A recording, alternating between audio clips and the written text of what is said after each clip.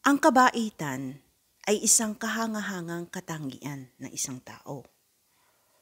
Ngunit, maaring ituring na kahinaan kung ito ay inaabuso o kung ikaw ay nagiging masyadong mapagbigay sa mga sitwasyon na kailangan minsan maging matibay.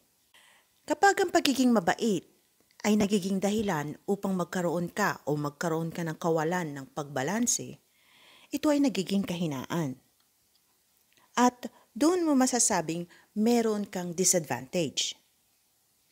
O palagi ka na lang dihado, ikaw na lang lagi ang nalalamangan.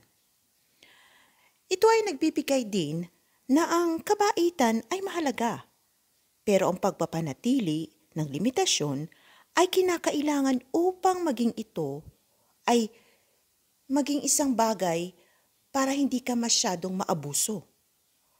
maabusan ng iba. Kaya kailangan na ang pagbibigay ay mayroon ding limitasyon para din sa iyong sarili.